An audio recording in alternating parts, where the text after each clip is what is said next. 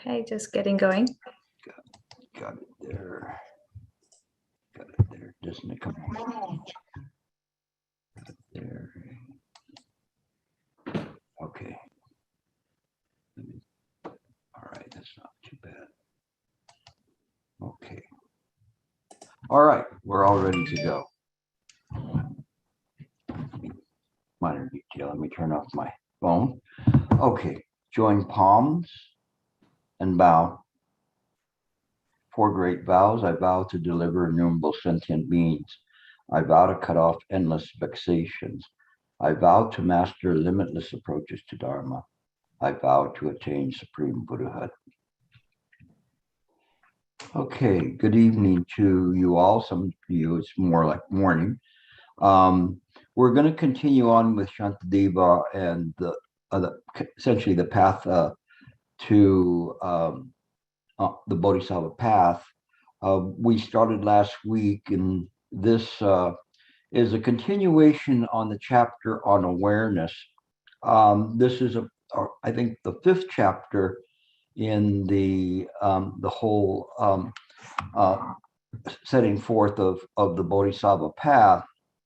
And just as a quick recap, the monks, or where he was at in the Nalanda, had put pressure on him to give a talk, and this whole treatise as to how to be a bodhisattva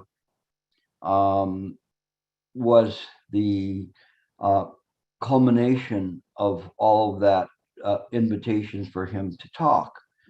And so we are studying chapter 5, which deals with the awareness. And the awareness is kind of interesting because it talks about the awareness in ways that I talk about it, but then it talks about it in an everyday way as well, which is essentially when we practice, we practice in a way that it has to be relevant to the present moment.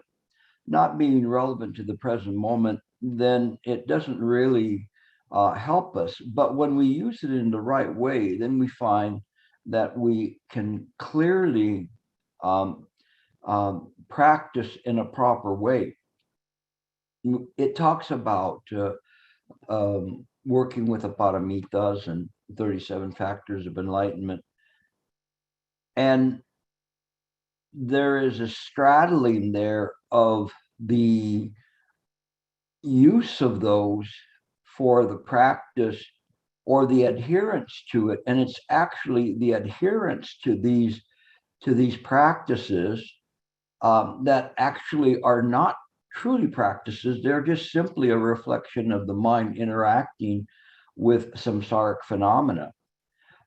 This is probably a little bit too deep for this particular introduction to a Bodhisattva path, but he does in sometimes hint at that as something of where this is all going, and as that comes up, I'll point it out to you so that you can see it. Again, this is something that was coming up in the 8th century, and it's right there at the beginning of establishing, at least in China, this kind of a Bodhisattva path. So by the time it reaches China, it's a little bit later. But in any case, this is very, very important because of the shift in the doctrine. It's not so subtle. It's not so, how would we say, political or doctrinal in the manner which it's working. It's just simply how to do it. So in that way, it's kind of interesting and not necessarily so complex or having a separate agenda than simply presenting the sutra. So we'll continue on. I join my palms in prayer and urge all those who wish to guard their minds with all their effort, please protect your mindfulness and your awareness. Now, this is interesting because it's saying if you want to do this, you have to protect your mindfulness and awareness. How do we do that? The way we do that is by staying in the present moment, staying clearly with awareness, being mindful as to what is arising in the mind so that we are not confused and we are not chasing after some vexatious thoughts. We are using the discernment of the mind. This discernment is a wisdom, and we are adhering to the right effort, virya, there. So all of these things are coming into play, and in which we do that. But to a bodhisattva or a Buddha, that those would arise naturally. But what we're trying to do is kind of get it to where it fits, so that all of a sudden it's there and it's clear and it locks in. And then that comes, as the ancients had said, that the study from the samsaric way of adhering to this is the second approach. Ekayana is the first approach, which is that just this mind is Buddha, and that we start the game with all the chips and we begin to lose them as we lose our awareness and our mindfulness. This approach is almost presupposing saying that this is how we have to get the chips, rather than saying we already have the chips. But it nevertheless is still reflecting this idea of this awareness. We continue. People who are beset by illnesses have no strength to do anything, and minds beset by ignorance have no strength to do anything. So what he's saying is that he is comparing the lack of proper practice to a disease. I often use that word kind of on a play, saying the dis-ease of the mind, the dis-ease of the mind that believes that it needs something. And where bodhisattvas and Buddhas are reflecting a sublimeness of the totality of mind, and not concerned with samsaric acquisitions. And when we have this kind of an ignorance, then we have no strength to practice. We have to have the faith and the right view to be able to practice in the right way. And so the ignorance is kind of like you're trying to take a bucket from the well and bring it to the house, but the bucket bottom has 100 holes in it. And so by the time you try to bring it to the house, you've lost almost all of the water. And so after a while, it becomes very tedious to practice because we're not doing it in the right way. We're not doing it with right view, and we're not gathering the strength from the right view and resting in the present moment. We're chasing after ignorance, whether it's even an aspiration to become enlightened, can become very tiring.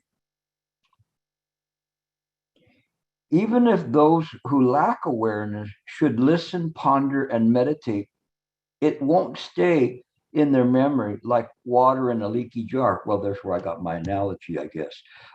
It's like a water in a leaky jar. It is just simply pouring out, so we're not able to hold on to it. Due to the fault of non-awareness, many of those with learning, faith, and dedicated perseverance will be polluted by the downfalls. And again, this is very interesting because Shantideva is not just simply saying that we should practice in this way. He's saying, even if you practice in this way, without right view, without awareness, you are just chasing your tail. You have to have the right awareness. And here I would put in, whether he would want it or not, is that awareness is also that just this mind is the Buddha mind. The robbers that are a lack of awareness, follow weakened mindfulness, will seize the merits you have gathered while you go back to lower realms. Well, here he's kind of using Master Ling Chi, I would think a contemporary of, in terms of time-wise, who was scaring you and saying, if you don't do this right, you may be reborn in the lower realms, and saying that this robber, this non-awareness is the thief. You're getting lost by that. This non-awareness is what you have as the concept of self, which is just simply a habitual pattern that is arising in the mind. This gang of bandits and afflictions are seeking opportunities. Given a chance, they will plunder virtue and slaughter life in the higher realms. Again, this is the vexatious mind, habitual patterns, which when you begin to practice, it says, no, this is boring. We're not getting anywhere. Let's go do something. And so you begin to practice for a while, and then you stop. But those who recite the Buddha's name, you will find that reciting, it brings on its own habitual pattern, a wholesome pattern that will come up and come up and come up. After a while, it just automatically comes up in mind. And especially when the mind becomes vexed, it becomes an antidote to what's happening in that moment, a remembrance and abidance of just a non-grasping mind. I shouldn't say abidance, because then it's that you're grasping at non-grasping, but it is something that is no longer being used in an improper way. It comes up. And so that's why sometimes Nianfo, the recitation of the Buddha name, is very beneficial, because it is a place marker that constantly reminds you to choose the Buddha. And it will come up on its own with its own energy. Just something that's very interesting, that you're giving it power, you're giving it faith to come up, but it helps you maintain the present moment and maintain the clarity in the present moment. Thus, never let your mindfulness stray from the gateway to your mind. And if it goes, recall the pains of the lower realms to bring it back. It's very interesting. It's like he's saying, as if you knew what how many times you've been up and down the ladder of samsara, and how many times you've been a ghost, or been an animal, or a hell dweller. And he says, do you remember that? Remember how bad it was? Don't you remember that? You should remember that. So you keep your mind very, very calm. And in this way, if you can keep your mind calm, you can just go, well, I don't know what I was in the past, but I know that the lower realms, they're not very beneficial. But here I can practice, and so it's better for me to stay here. And so it's very interesting, because he's saying that never let your mindfulness stray from the gateway to your mind. And so this is interesting.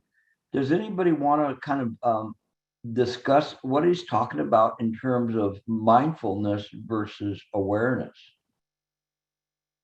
Because here he's talking about mindfulness. Nobody?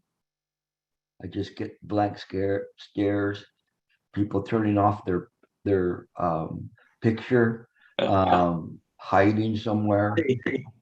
I can see you, Betty. Oh, there she is, and she's back again. Did somebody say something? Gilbert, this is Mark. Yeah, go ahead. Thinking mindfulness in the context of right action, right? So, behavior, action aligned with the Dharma. Okay, we will get into that. That we could say is a part of a component of it. But anybody else before I pass judgment on Mark here? Nobody? This mindfulness is very interesting because awareness is being aware of everything. Mindfulness is being mindful of what is arising in the mind. It is a discerning component of mind itself that observes. Remember, we talked about the knowing mind and the uh, uh, arising mind, and so we have to be very, very careful about this. So this discerning mind is watching, is aware of what is coming up. It's mindful of what is there. In conjunction with awareness, but we could say this is the knowing aspect of the mind that sees something coming up and will see it, and in its own process, not linearly, but from the heart of mind, will know whether this is a wholesome arising or an unwholesome arising. So one of the components would be what is arising in mind, and so we have to be aware of that. We also know from body, speech, and mind that this is something that's a refrain with Shantideva, to be careful about what we're putting in. So it is not different from awareness, but it is the actual movement within stillness of the mind that recognizes that these things are arising. And as I mentioned many times, to know the arising mind is the non-arising mind. This is something that I had told my senior student Rick, who's in the Philippines right now, but it is something that he penetrated very, very deeply just with that using contemplation, that he was able to look into that and to see from that facet the entire diamond. Rong Chen, you woke up, so good. You were yawning a moment ago. Gilbert, the question is, thanks. The question is the mindful and the awareness of various degree, right? If Buddha Buddha is always mindful. Buddha is also aware of many things. But for us, mindful, we could be mindful, we may not be aware of minor things. So I'd like to know how to understand better, what is mindful and aware and the degree of it. Okay, so good. This is what I'm asking because it's important, and it's kind of like a little bump in the road in terms of what we're talking about, but not so much so because it's really getting to the essence of it, in terms of this mindfulness. When the mind is very calm, it is aware of many things. It could be lecturing and still noticing what the students are doing. Even these tiny little things. That's why I mentioned that to you, because these tiny little things do not escape the mind.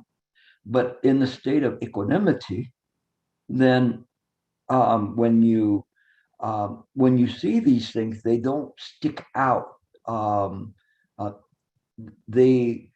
They are constantly in a state of, you could use like the Tai Chi symbol of movement, but not in a way where it's protruding like a finger protruding, but just this movement. And it is aware because it's just in the state of equanimity or equipoise. It is there. If you try to define it with the samsaric mind, or if you try to see it with the samsaric mind, you cannot do so. because the samsaric mind is a composite of the 5 skandha, but those aggregates do not equal mind. They are within mind and sometimes serve as an imposter to mind. But all of these little tiny little details, they are there and one can be aware of them very, very, very clearly. When I say one, the mind can be aware of it. And so we just keep bringing the mind to this point, and it can feel all of these potential thoughts, even what Shifu would call an idea of a thought,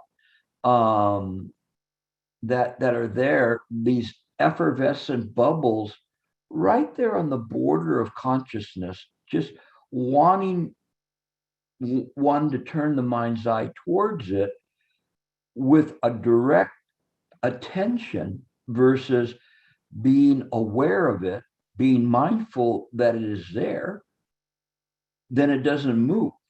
But if one turns the eye towards that thought, then all of a sudden that thought begins to move closer to center stage in the consciousness. Even if they do that, the utilization of mindfulness will look at it, and when it's proper in its way, it will stop it dead in its track, and it will not progress further because you have taken away the energy of that. Simply being aware of a thought does not give it power. The thought is naturally arising in mind. The discrimination, the vexation, whatever is coming up in mind, it's naturally arising. So if the thought is Namo Amitofo, then we let it arise. There's nothing wrong with that. It's a wholesome thought. In a sense, it's serving as a background just right after the Bhavanga consciousness, this kind of to keep everything balanced out. And it's an extra, let's say, layer of protection. If we can use the consciousness of the mind as the fortress, and you have the awareness that's spread all over, this discernment, this mindfulness is your level of defense. Awareness has already spread its equanimity, so the things that are moving closer to the center of consciousness are moving at a lot slower rate than they used to come, where they used to come in and you'd be blindsided literally because of ignorance. You could not see them arising. But at this point, it is seeing all things, and all things of unwholesome nature or wholesome are held in abeyance and are permitted through, so long as they pass the test. Are they wholesome in the present moment? Do they serve a purpose or a function in the present moment, or to protect the mind, consciousness in that moment? If they do, then they come through. If they don't, the mind's illumination, it starves them. It doesn't let those thoughts push forward. They will come back again, knocking on the door again and knocking and trying to catch you off guard.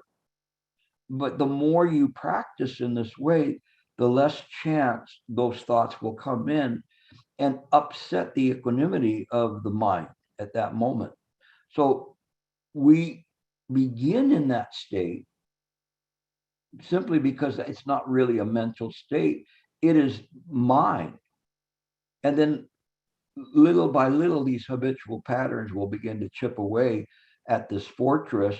You lose your awareness, you lose your mindfulness, and boom, they're there. So that's about the best way I can explain it in terms of what's happening there. Let me move on.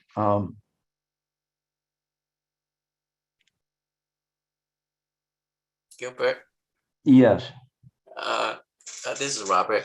While you earlier mentioned about 5 skandha, as you would try to explain mindfulness versus the knowing, the two aspects you were trying to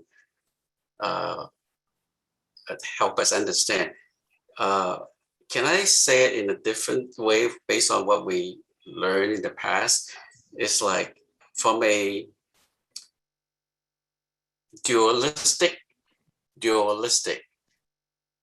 perspective, mindfulness is more dualistic. There is a me versus you, in versus out, left versus right. There's subject and object relationship. Whereas the mind part of it doesn't have, I mean, the awareness is that you're talking about it's not dualistic. It is unconditioned. There is no habit. There's no condition, no habit. Everything is non-permanence. While the mindfulness, I mean, it always felt like there is a condition, there is a habit, there is a certain permanence expectation to it. And it's also there's a distinction. It's trying to distinguish while it is in mindfulness. It's still trying to actively engage versus the awareness is you're knowing, but you are not engaging, but you will engage or you will function only when necessary. But in general, it's almost like leave things alone according to causes and condition. So based on what I learned the last several years, can I put it this way, trying to compare mindfulness versus awareness? Am I on the right track? For a lower realm, yeah. The thing is, with this kind of an attitude, I couldn't even save the parrot. The mindfulness and awareness are not two. The mindfulness is not from samsara. It is just the function of the mind to use in a habitual way to stabilize the mind, but it's mind stabilizing. It's like if you were going to walk on a tightrope, is it the body that is balancing, or is it mind that's balancing? If you left it up to the body could not do it. It is the mind that brings everything back to a state of equanimity. Mindfulness is an aspect of that. If you want to try to anthropomorphize mind and try to bring it in and say, this is the best part of the mind, or the good part of the self, we should say, or ego, then this will not help you. You are at a very subtle point in your practice, and this is these little tiny tweaks that I give to you to keep you from trying to bring Robert's carcass and the parrot along with you. It cannot be done. You have to leave that body, because by it you don't really have a choice in it, do you? I mean, who will leave first, the body or the mind? And so the question is that when you look at it, it's you save the Buddhas on the raft, you don't save the raft. The raft is useful for ferrying people across. When I say people, it's actually Buddhas, but not the bodies, just the mind itself. If you look at it in this way, the right view, then you'll understand the little tiny defects in the manner in which you are talking. And I thank you, because you are saying the things that people think but don't say. Without you, these kinds of forums of mind work or me talking would not be of that much benefit, but you're brave enough to take the hit every time. And that's fine, because the more that you do that, you will realize 10 to 100 time fold an advancement by simply doing what you're doing. So thank you. Hopefully that explains that to you. It is not a human component of mindfulness that's there. It is mind itself. Okay, I'll continue on. From keeping company with a master, instruction from the abbot, and fear, those who have fortune and respect develop mindfulness easily, you see. So if you have what I call well-known advisors that help you. So when you're within, have well-known advisors, then with that and the instructions and the fear is just simply that you don't know. You want to know, you don't know, but there seems to be an out of this samsara. And so you have to follow the admonitions of the abbot or the well-known advisor so that you can get there and then really understand the consequences of not doing that. So how many times do you want to drown or die of old age or die of a stab wound or whatever? No, that should be fear enough to you to want to come out of this. Now, the Buddhas and the Bodhisattvas see everywhere without obstruction. Therefore, I always am indeed within the presence of them all. So kind of interesting sense of what does that mean to you?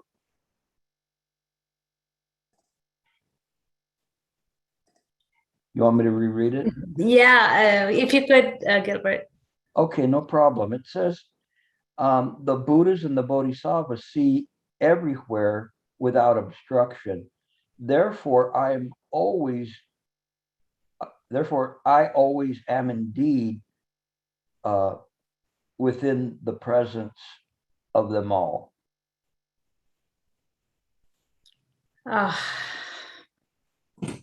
It's wonderful. This very mind is Buddha. It talks to the omniscience of the Buddhas. And when it says that I am always within the presence of them all, what does that? Well, I think it's coming at it from the perspective of the practicing sentient being. And it's very reassuring to the practicing sentient being that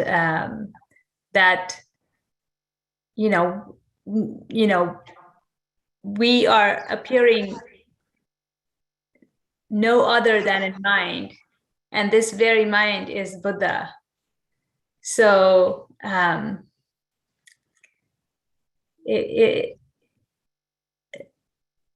the perspective of that practicing sentient beings, you're in Buddha mind.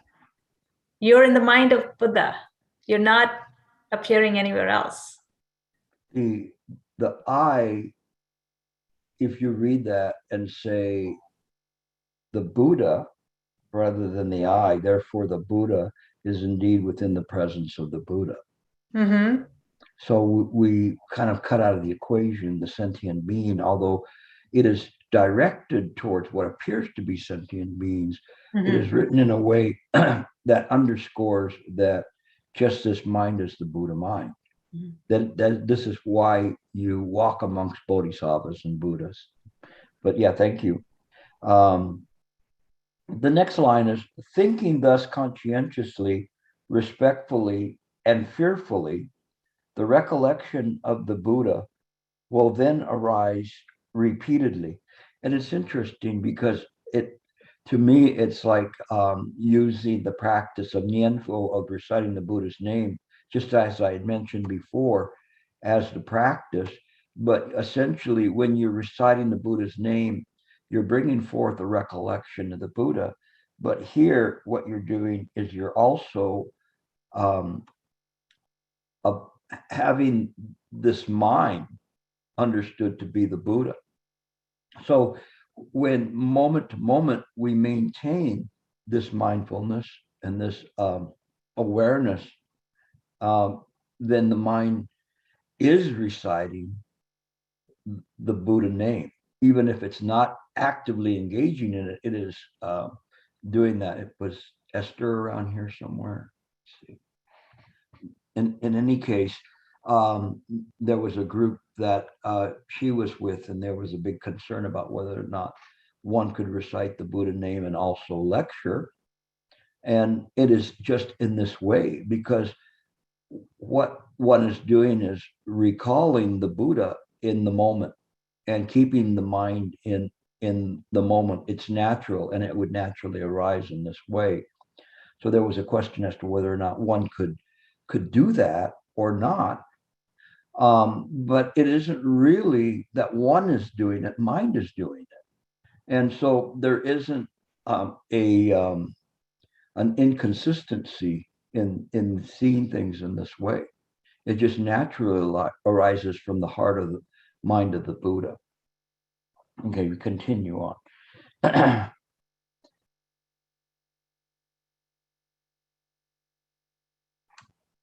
When mindfulness is stationed there to guard the gateway to the mind, awareness will then also come and return if it has departed.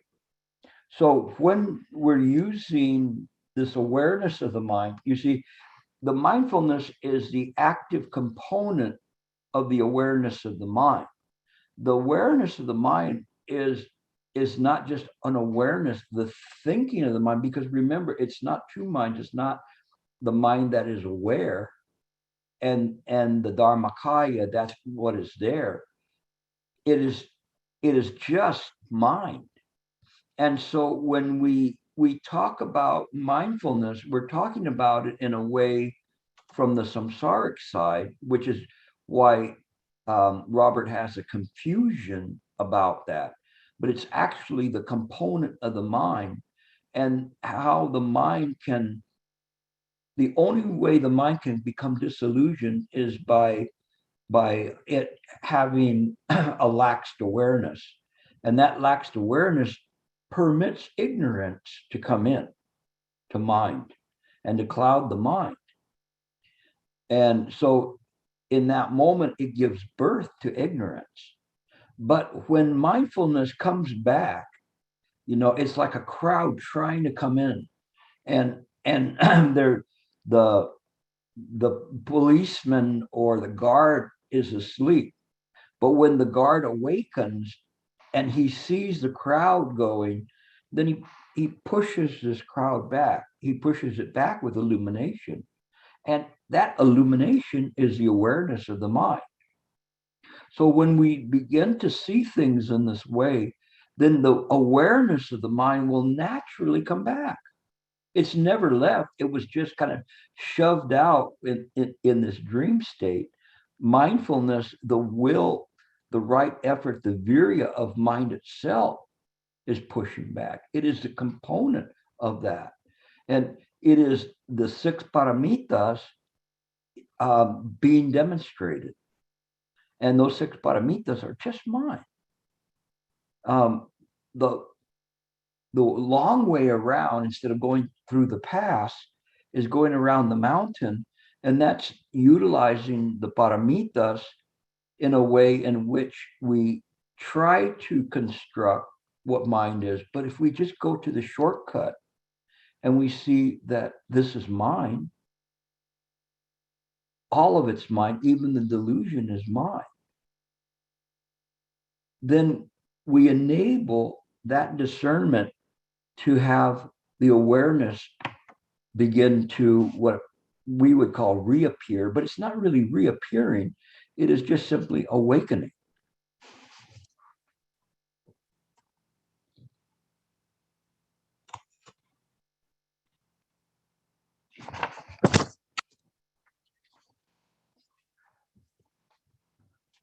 in every moment, first of all, I must know if my mind is tainted, and at that time, I must be able to hold still like a block of wood. Now, he uses this analogy like a block of wood quite a bit to demonstrate the stillness of the mind, saying that in this stillness of the mind is the immutability of the mind. I'm not necessarily crazy about this analogy that he's using, because especially in Western, we say, oh, that guy's got a wooden head or a wood block for a head. But then again, the ancients would call us wooden puppets. And so it's just this way. But in using this, essentially, what he's saying is that this mind, if my mind is tainted, then I have to hold still. This is kind of something very interesting in terms of this, because originally our minds are not tainted, and whatever we believe to be sacred or profane is not, let's say, an absolute reality. It appears in mind simply because mind is mind, and those appearances will happen. But this is the part that's very difficult for us to understand. Well, then how can mind have all of these appearances like that? And they then begin to ponder, how can mind allow those things to appear in mind? But we have to kind of look at this. It's not easy to do this. This is running right into the metal wall, because it's difficult for us to say that, because we think something, if mind is omniscient and powerful, how come it can't stop these things from happening? And if you're in a dream, sometimes you can control your dream, right? And other times you're in the dream and you don't know you're in the dream. And in that dream state, things, all sorts of different things can come up, but they're all a product of your own mind, your own experiences. And this is how mind is. But if the mind does not move, it does not create further fantasies, illusions, shadows, then it will via its own nature come back to equanimity and equipoise. And that's what he's saying here. Maybe using the block of wood analogy is kind of a difficult one, but in some ways it makes sense, because if you are the block of wood, then you're not really mind, but mind might have created that idea. But he is still referring to, but not in such a deep way, the not the machinations, but the self-nature of mind. I'll never allow myself to look around in purposeless distraction. With my mind focused, I'll instead look always with my gaze cast down. And here I think when he's saying with his gaze cast down is not to be so enticed or interested in the things around him. When there's a lot of times when I may be at some place and I'm just very quiet, but I'm seeing with my ears, I'm seeing with my skin, my senses, and can see things, yet the mind is not moving. It is just totally aware, but is not engaged in the interest of perpetuating any kind of a state other than simple harmony. But sometimes I might glance about to rest my eyes when they're fatigued. if someone should come into sight, I'll look at them and say hello. So now he's going right to the basics of our practice, and it's one where we're clear about what we're doing. We don't, if there's a need or a moment that is best suited to say hello to somebody, to smile at them, then do so. This is much better if we can do that, and if we can smile in the present moment and relax the people and show a relaxed demeanor, then the people feel comfortable. To know the perils on the road, I'll look in from the four directions often. Or excuse me, I will look in the four directions often, pausing, and I will turn around before I look behind myself. So here it's kind of, who is turning around, but to me, it's kind of like if the mind is aware in that moment, and it doesn't matter where he's at. He could be in a crowd of people. He could be in an alley. So if you imagine somebody in the alley walking down a dark alley, then of course you're going to be turning around occasionally just to make sure that you're okay and no one is following you. In a crowded room, one is aware of what is happening, what are the conversations there, and oftentimes you might find yourself, if you're in a state of equipoise, speaking to somebody and be fully aware of the conversations around you. That if after you finish with yours, you can just jump into that conversation with the other people and understand. This is a little bit more of an acquired skill to do that, but it does start with the awareness of the mind.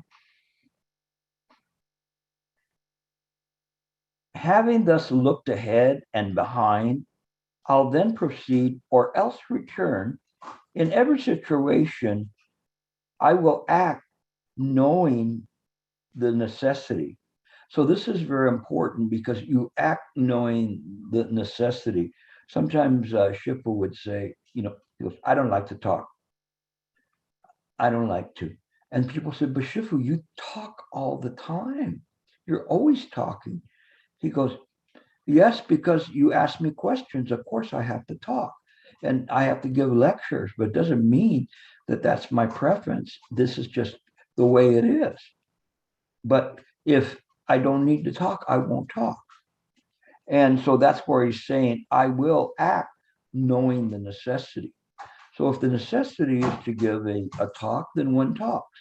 If the necessity is removed, then one doesn't need to talk. Sometimes we talk and sometimes we engage in a bit of inquisitive questions about people or what they're about, just simply to get a feel for them.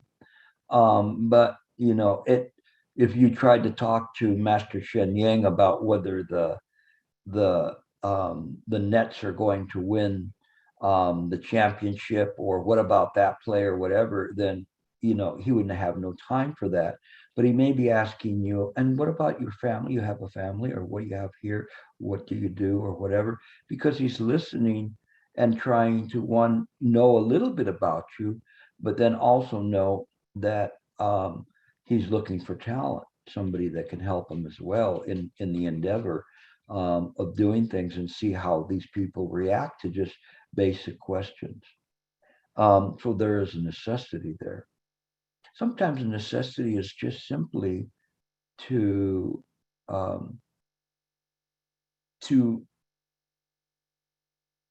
connect with people, connect with them in a way in which they are, you can touch them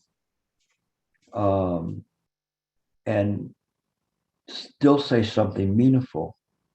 There was a person on my Nextdoor app. The Nextdoor app is just all the neighbors get together and they talk about various subjects. Unfortunately, politics, especially in the last year, reared its ugly head for a while, but it's not bad now. There's more of a sense of a community. And one person had a loved one die, and people were writing to say their condolences. I do not know this person, but I wrote some words to him, and he had probably a couple of hundred responses of giving condolences and stuff, but he only responded to mine, because I was talking in a way and saying, this is, it really hurts, it's sad. It's difficult to find the right words when somebody passes as to how we do this, but we know that although sometimes we can't say the right words or share the right words, but in our heart, we can maintain a sincerity and a care for each other, and hoping that, all of that, this sadness will soon be replaced with memories of this person, these fond memories that we have. And it really was just something very simple that hit the person. And he thanked me for the words, but I was trying to speak from the heart. And even though I don't know him, I don't know the one that passed away, yet aren't we all there? Aren't we all together? Have we not shared or experienced death or adversity? Of course we have. This is something that we know all too well. This is why this is samsara and where we're at. But in this way, we share the Buddha heart, although I didn't call it Buddha heart, but I just said that irregardless of whatever one's religion is, we all share this caring and sincerity of the heart. And it is in this way that we engage people. It can engage a stranger and yet touch them with what we do, what we say from the heart. I wasn't trying to think of something clever. I was trying to think of something that I might want to hear, and even if it's from a stranger at that time. And the timing has to be right when we do that. But this is part of what we do. This is awareness of the mind and the compassion of the mind. We don't just tell a person, everything is not real, so your friend didn't really die. I mean, that would be nonsense. What we do is we use our heart, and we understand that maybe the next time around we'll meet and we'll have a good affinity. And we see things in this way. This is really being a bodhisattva, is it not? When we can touch people in this way. I'm not proud of that he just responded to me, but I'm showing it as an example of how we use our heart, our bodhi heart, even in samsara, to make connections, to uplift humanity, create a pure land here amongst all of the sickness and death. We still can do these things. This is a bodhisattva. Okay, continuing on.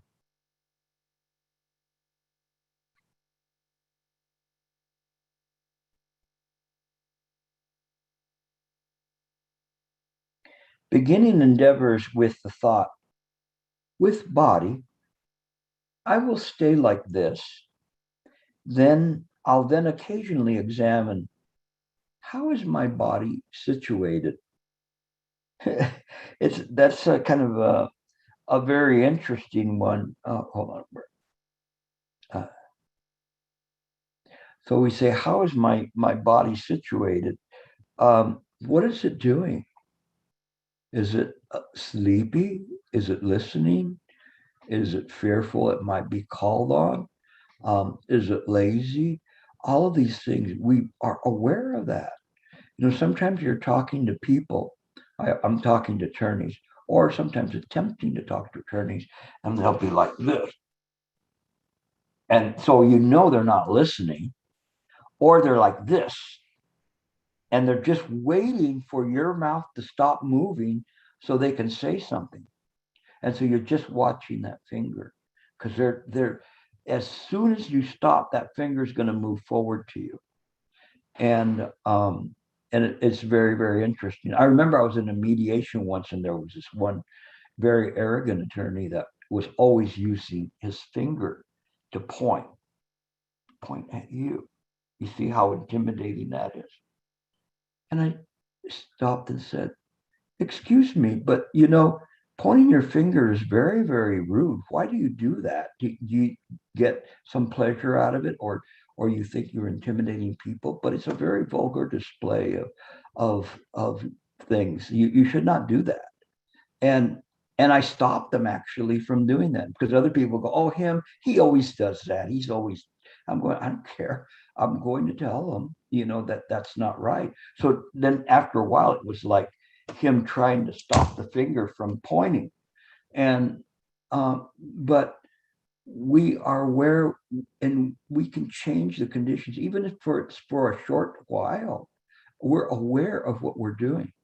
So in that time period, I was very calm, speaking as I'm speaking now, not with a loud voice or anything. And it brought everything down back to from intimidation to reconciliation and trying to resolve problems. But people, they like to do things like that. But our job is, as a bodhisattva, say, no, let's not do that. At least here, let's not do that. Let's change the environment. So I become aware of what I'm doing. But if I'm like this, or like this, I W, then it is of no use. So we use our discernment of the mind and our body language in order for us to harmonize with people around us. With all my efforts, I must check that crazy elephant of mind has not slipped loose from being tied to the great post of thoughts of Dharma. So it's very interesting. What he's saying is that we watch our mind in a way, sometimes we call it the monkey mind, but here he was using an even bigger animal, an elephant of a mind that just move forward, knocking things over. Sometimes they used to use the term a bull in a china shop. Oh, that person's a bull in a china shop. So how long do you think the china would last with a bull walking around? And so we are aware of that. We're not only are aware that this big giant elephant is now occluding mind, but we are now aware of the damage it has done and the potentiality of the damage that it has done. And so we prevent it from maintaining its center of consciousness simply by illuminating it and saying, I point to the elephant. That's rude. Say, I know what you're doing. But no, let's go back to a harmonious start again. And we start without the elephant. We don't need the elephant. The elephant is a dream. So the mind will overcome it every single time. If you practice well, it will be this way. Okay. And then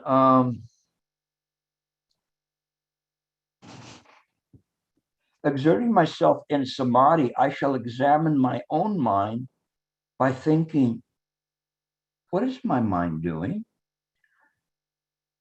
To not lose it for even one moment. So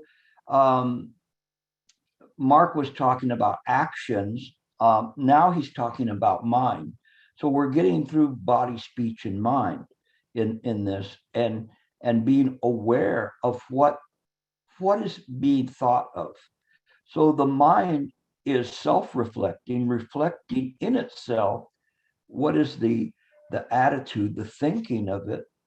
What is it doing? What is it doing in terms of the body? What is it doing in terms of thinking? It's very, very aware. And do I really want to perpetuate what's happening now? Or should I change my tack and go back into Buddha mind?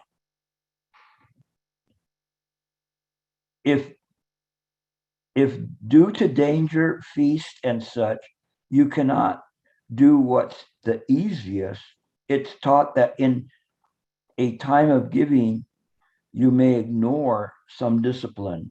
So it's saying, if you practice in this way where you've got this elephant of a mind, then in the time when you really need to be charitable to people, then you may not be so wise. You may not be able to maintain a discipline of giving in that moment. And it's not always easy to determine what we give and what we don't give. It's not that easy. If there's somebody there and they want money, do we give them the money or not? Do we dare to do that? That choice is up to you. You have to take a look at it and see, will this person use it to buy drugs? We don't even know, right? We don't know. It's not so easy for us to do that. And then their whole process is to make us feel so guilty for their situation that you will give them the money or you'll do it. And we don't know. I'm not even here to begin to tell you when you should give money or when you shouldn't give money or assistance or not. I mean, it is just not that easy. I can't tell you, oh, don't give the money, or, oh, give them all the money you've got.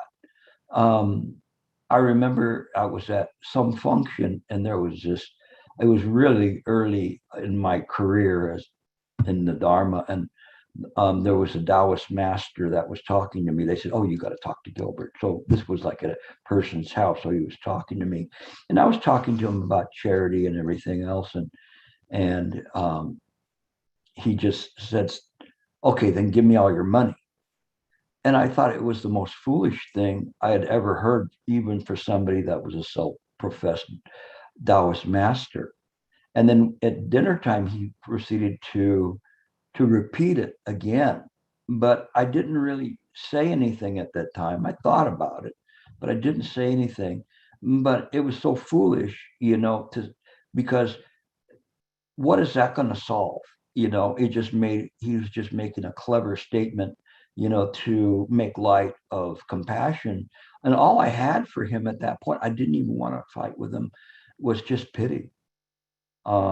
If that's what he thinks is that the wisdom, this true wisdom, if you're going to call yourself a master, you better sure as heck have wisdom on your side, or the biggest stick you can find, I guess.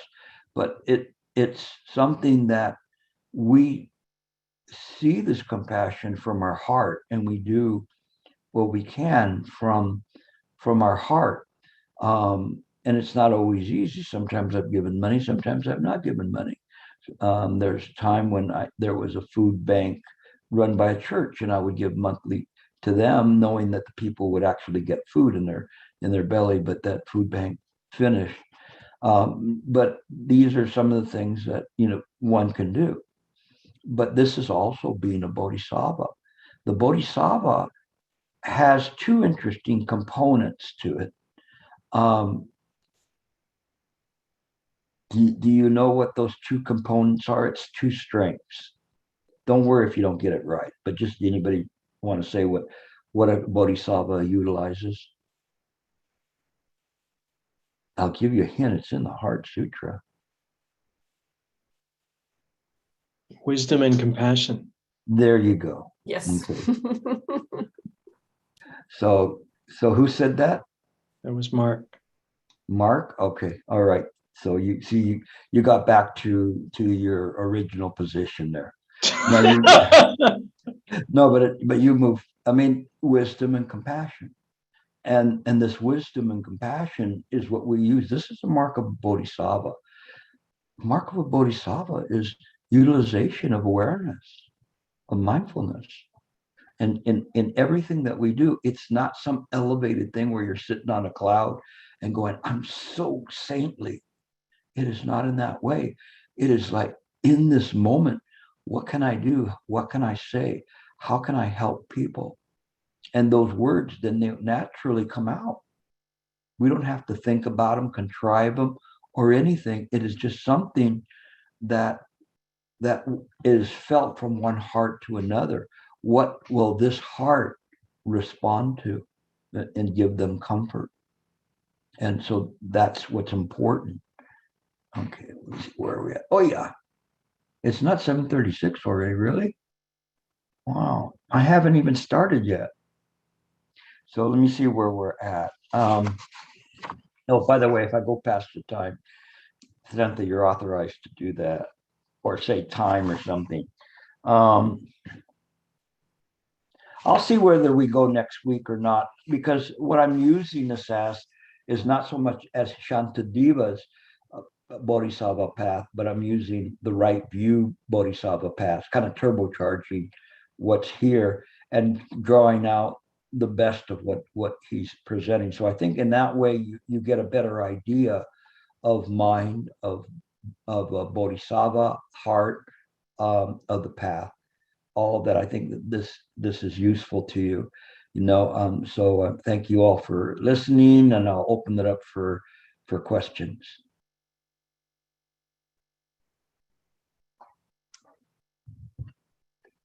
Think of a question.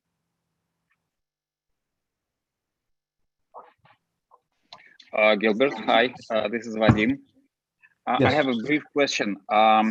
Is it helpful to create some additional focus for yourself during the day, like focus on the breathing, or it creates an unnecessary burden on the mind, and it has like mindfulness and awareness, they have to be more all-encompassing? You can do that if you feel the interest in doing that, then you can go ahead and use that. It isn't necessary, but if it helps, it's just like recitation. You're keeping your mind in the present moment, so it's not bad. You can kind of try that. It's a bit more of utilizing concentration, which isn't bad. As you begin to stabilize the mind, you may not need it, but if it works to help you stay in the present moment, then try it and see how it works. Okay, don't worry about that, whether it's right or wrong. No, it is just simply concentrating and focusing on the breathing. What's the worst thing that's going to happen is you're going to just become very, very calm, because you're not going to be sitting there hyperventilating. You're going to be, and so it's very, very calm. Okay. And just use that to segue your way into just being in the present moment. Okay, so try it and see how it works, and then let me know how you're doing. Okay, Lewis, you need to unmute yourself. The Bodhisattva path is like you're always at the first step, that you're always going as a Bodhisattva, say, if you're driving, to just drive at a reasonable speed for the conditions of the road. That when you see somebody, smile. It's a day-to-day practice that is like an attitude by giving yourself less attitude. Is that kind of the just a part of what he was saying? It's day-to-day things. It's not I like putting ourselves on a sainthood pedestal. Okay.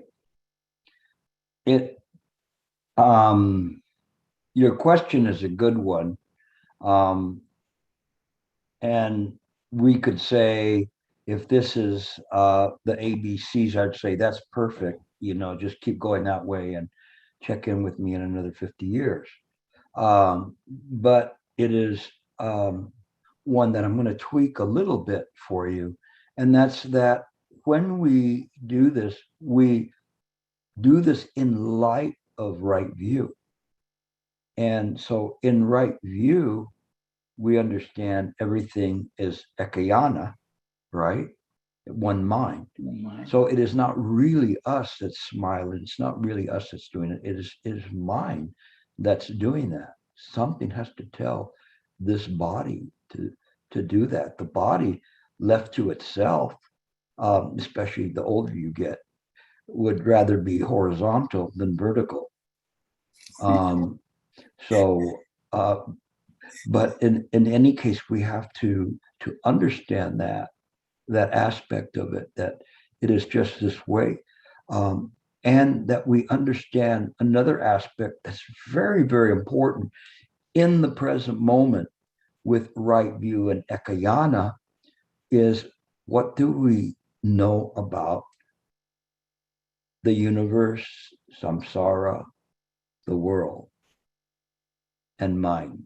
One key element. I've been hitting on this. If not, I'm going to retire right now if you guys don't get it. Everything is mind. Everything is. How does it get that way? It's all illusion. It's all in the mind. It's all created by the mind. Causes and conditions. Causes and conditions never fail. Causes and conditions never fail because it's all created by the mind. So when you ask your question in light of these principles of mind, of just mind, not your mind, my mind, but just mind, that pratika samapada, cause and condition never fail, and that everything is created by the mind. This is really, really important. When you use right view like this, if there's lesser understandings, they will be chopped down by this understanding, by this. Not that you're in a contest or anything. It's just that I'd rather have you start, where you started from before you got lost somewhere wandering around in the mountains or in the desert for 40 years or whatever. So I'd rather have you start, there, and then ask your question. Okay. You hearing me, Robert?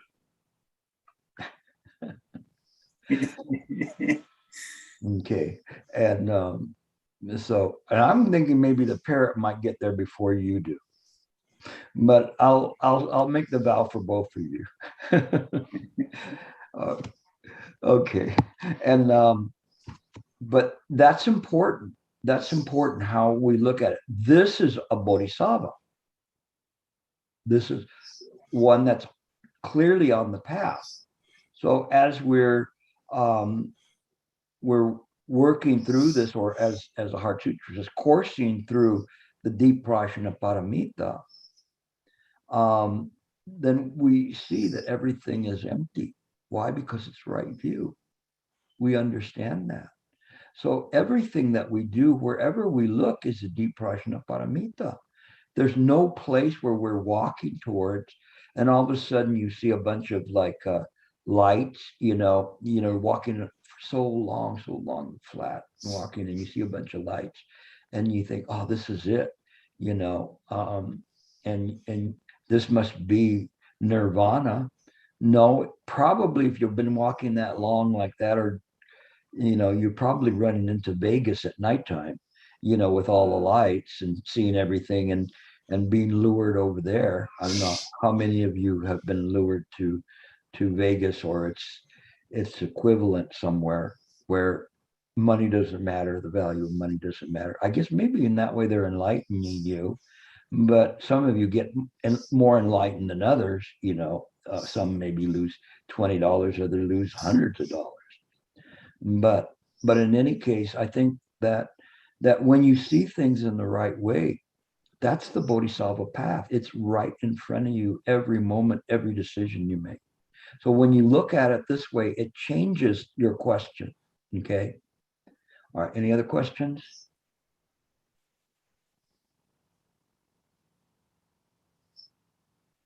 Where's Harry? He must have had a bad hair day because I don't see his picture on there. I'm having internet problems. Okay. That's why All I right. have a No, new it's all right. Okay. Anybody else? No questions? I'm see, I'm surprised. in Mount Wood. Yeah, I saw that before, but you look real alien there. You're looking more Klingon these days. All right. Anything else? Gilbert, I just wanted to comment on this. It's a very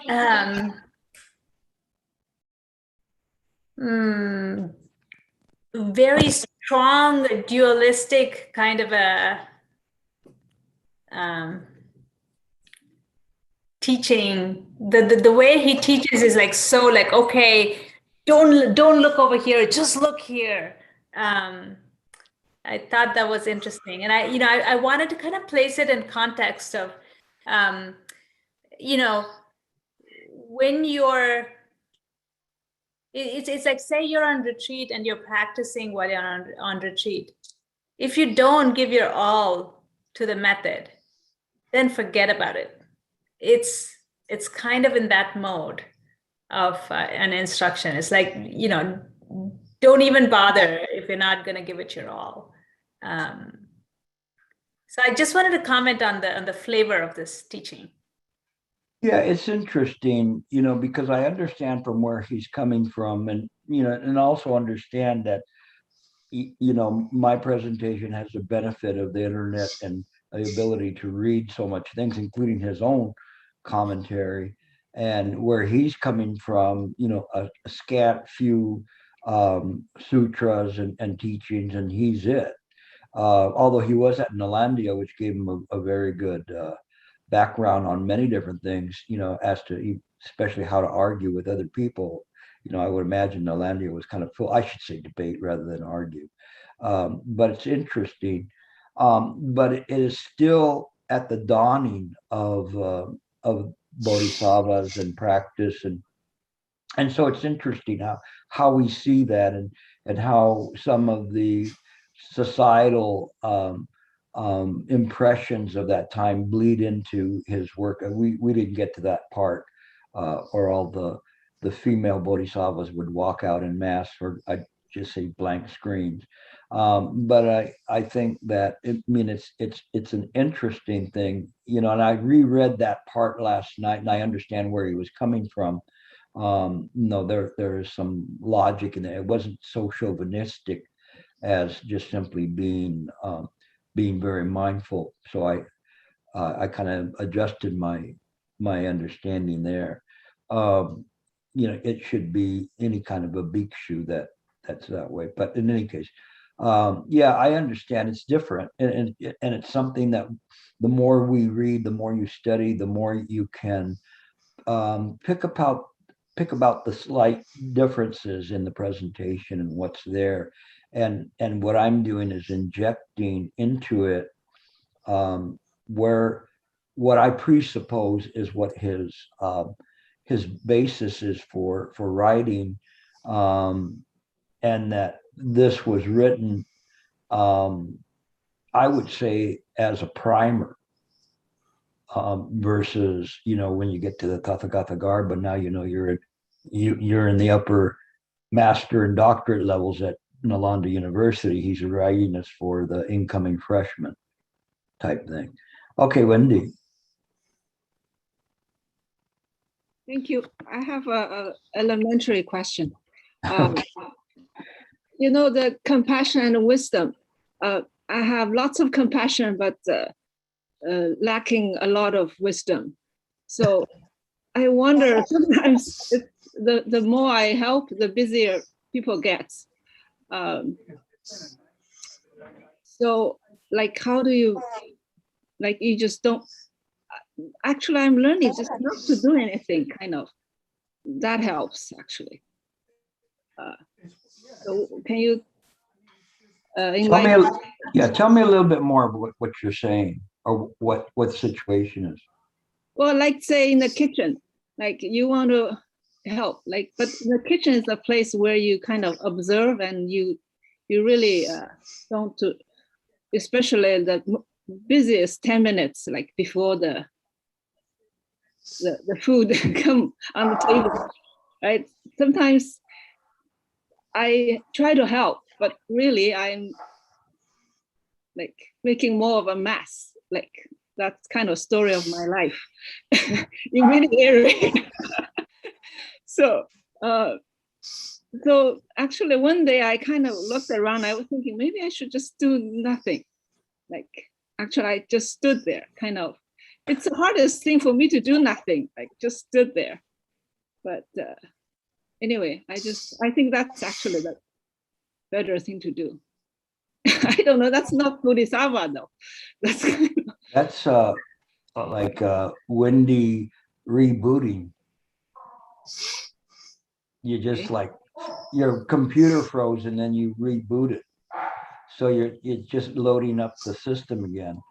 But that's okay. That happens. The thing is that we're practitioners, and as a practitioner, we do our best in what we do. But if we break our vows, we have a vow to break.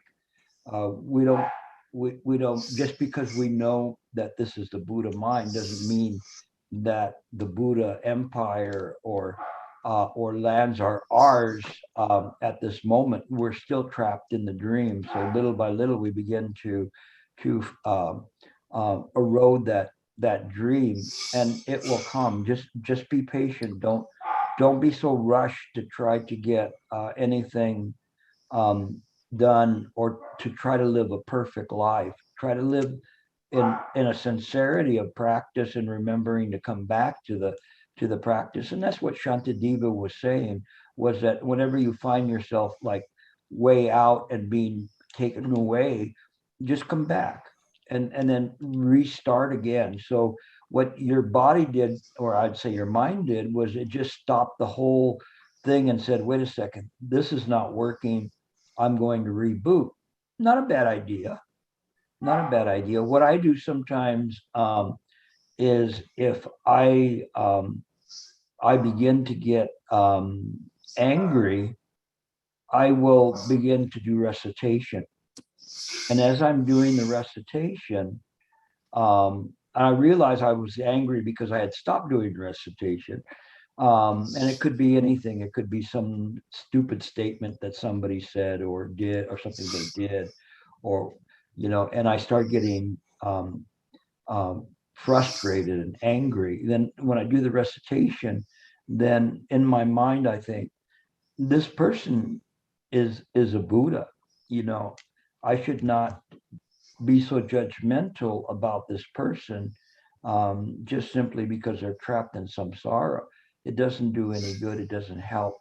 And it is only my own self thinking that I'm more perfect than they are, or less with obstructions in them. And this is pride. And I should not think in this way. And all of these things come up instantaneously, really. As soon as you start doing recitation, these things come up in your mind. This is using the mind as a bodhisattva. So we just immediately go to that. And maybe in the beginning, it may take you to do recitation for a while to calm down, but then you'll find your heart is calming down, your facial expression is calming down, the tenseness in your body, everything just kind of reboots like you did, but yours was getting so far out of control, you just said stop. Then not bad. Not bad. Now, next time when you do it, you don't have to reboot for so long. Okay. But it taught you something. So it's good. So you're okay. You're fine. Thank you. Okay. Anybody else? And again, you see Wendy, she's bringing up something that's just in the everyday life, but it's okay to ask those questions. We don't have to always try to debate how many angels are balancing on a point of a pin. You know, whatever questions come up, those are the questions, you know, that are on that person's mind, and this will help. It will help that person in their practice. It will help them to calm down so that when they want to practice or they want to study the Buddha Dharma or listen to a lecture, their minds are not so stuck with all of this. Okay. Okay. Anything Yeah, else? I got one. I'm sorry. Somebody said something. I think we have a couple of people there. Mike's on. That's probably it.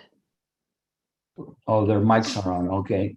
I thought I heard the Dancing with the Stars in the background there somewhere. So anyway, okay. Nothing further. I'm looking to see who's online.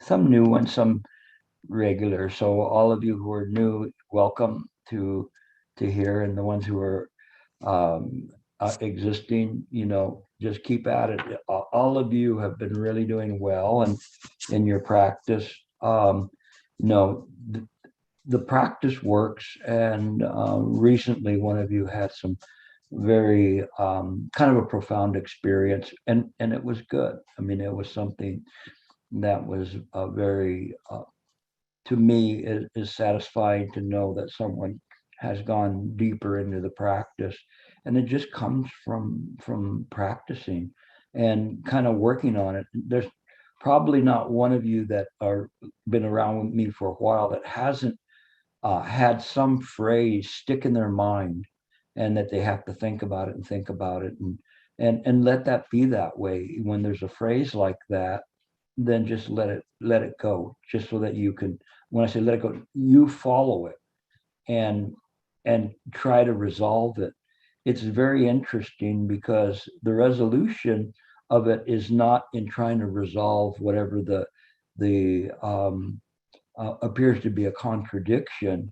Quite to the contrary, as it's resolved, what appears to be an apparent contradiction is perfectly in its place, so incredible that it just locks in. And so it's amazing.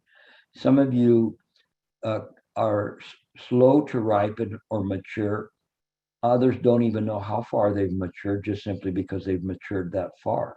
Not bad. Sometimes it's something that is an immediate or sudden type of a thing. Other times it's just this long process of working through.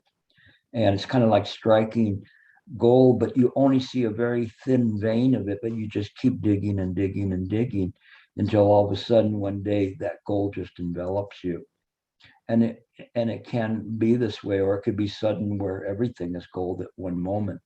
But you have to be careful that it's not fool's gold and you're just tricking yourself with these kind of fantastic experiences. It's why I don't really talk too much about the experiences in realization, other than that one can get realizations. But to try to talk about them too much, then people will seek to mimic them. And there's so many different ways in that there's no one set way that one sees things. And that's exactly as how somebody else would realize them. But in due time, it is something. It can be just a crock pot that's there and it will be done at some time. Or it could be just a bag of popcorn that just explodes. You never know. Okay, come up back next week and we'll keep working on this and see where we go. We have some classes. Esther, can you talk about that? Are you there? I have some lectures that I'm going to be doing in Dharma Drum in Taiwan. I think, is it 3 or 4? There will be 4 lectures beginning on the 3rd of December, 3rd, 10th, and 17th, I think. LA time. Yeah. Say it again. 5 p.m. to 8 p.m. Yeah, so it's not too bad for the people on the East Coast. If you want to join, you're welcome to join, and kind of make this a community, a world community that we do. And actually, what I'm going to be talking about is the dawning of the bodhisattvas and bodhisattvas in general, and what is a bodhisattva. So if you want to know, then please come. Again, it's going to be Gilbert's way of right view explanation, but it will all fit. So you're welcome to do that. I'm sure Esther will post the information later on as well. So I've kind of adopted her or impressed her into service for me, and she's been doing a good job of badgering me to get to all the little minute details that come up in my life in terms of different things. And I really needed that. I was kind of getting to be sinking in all the information, and I'd say, oh, I agree to this, and I never write it down or post it on the calendar. So now I've got this wonderful person that's helping me to do that, and it's making my life a lot easier. Okay, so we will see you next week. Thank you all for joining in. Omitofo. Have a good week. Stay safe. Remember, the COVID's still out there, so don't be foolish in what you do. If you get it, I won't blame you or anything. It's just causing conditions. People have got it, and they've had, I don't know how many vaccines, but there's not, we need to really be careful and think about that, and so that we don't spread it. See what Sheng, he's already coughing or sneezing right there. So don't catch it from him. So, okay, we'll see you next time. Omitofo. Thanks, Gilbert. Thank you, Gilbert. Thank you, Gilbert. Thank you. Thank you, Gilbert. Thank you, Gilbert. Thank you, Gilbert. You're welcome. Thank you. You're welcome. Omitofo to all you. Thank you, Santa. Thank you, everybody. Thank you, Esther. Hey, Bye. Jane. Hey, Jane, I see you. See, Letty, you're there. Good. Tell your people in San Francisco.